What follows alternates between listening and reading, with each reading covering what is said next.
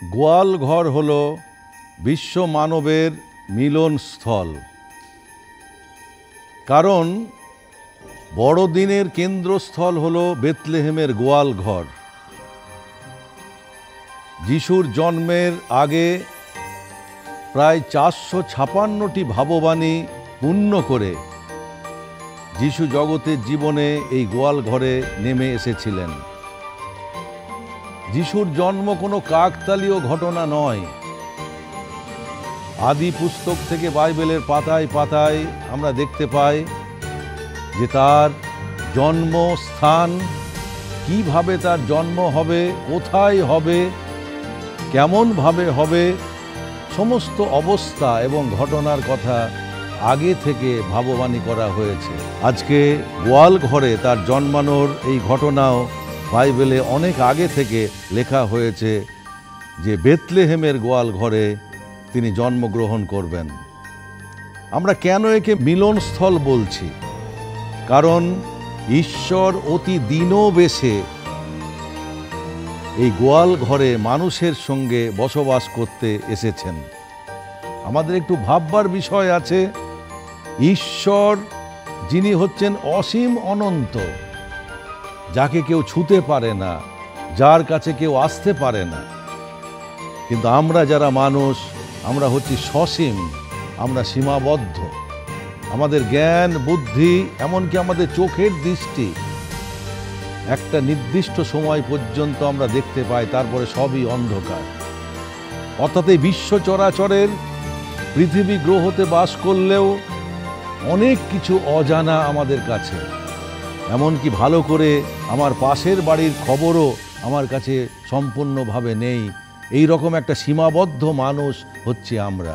ঈশ্বর তার সমস্ত কিছু ভেঙে মানুষকে ভালোবেসে মানুষের সঙ্গে বসবাস করতে তিনি এই গোয়াল ঘরে নেমে আসলেন।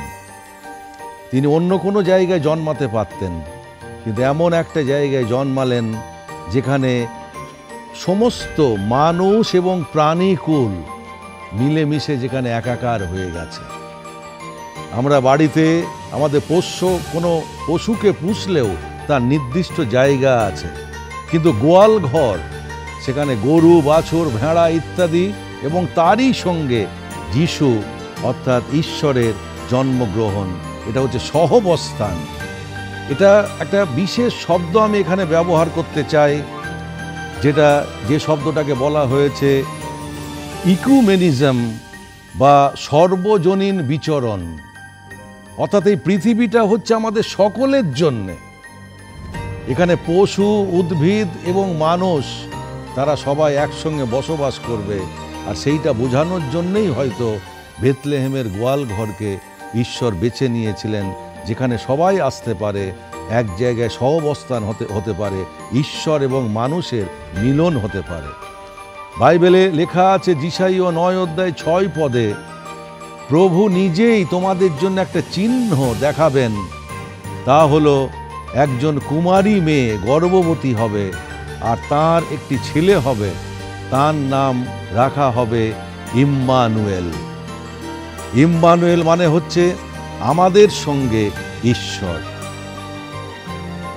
একজন বিশিষ্ট ব্যক্তি অচিন্ত্যকুমার সেনগুপ্ত যিশুর এই বেথলেহেমের উপরে যে কথা লিখেছেন, আমি আপনাদের কাছে তা বলতে চাইছি।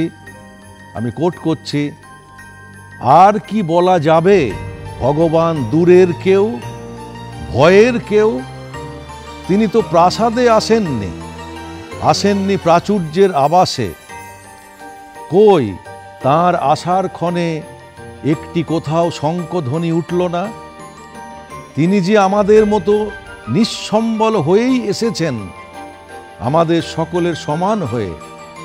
আমাদের কত বড় সান্ত্বনা, তিনি দিনহীন আমাদের একজন।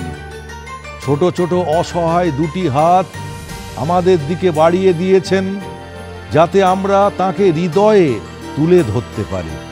কি সুন্দর অনুভূতি মিস্টার সেনগুপ্ত তিনি আমাদের কাছে স্মরণ করিয়ে দিলেন।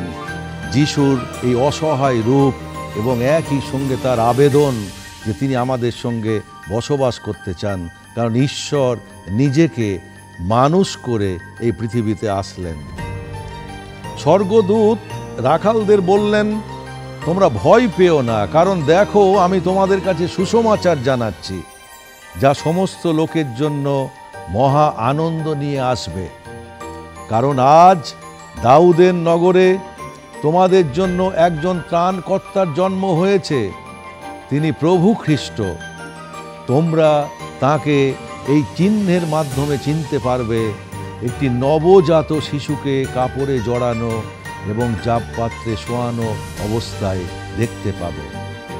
মরিয়ম তার প্রথম সন্তান এক পুত্রের জন্ম দিলেন এবং শিশুটিকে কাপড়ে জড়িয়ে জাবপাত্রে শুইয়ে রাখলেন, কারণ পান্থশালায় তাদের জন্য কোনো স্থান ছিল না।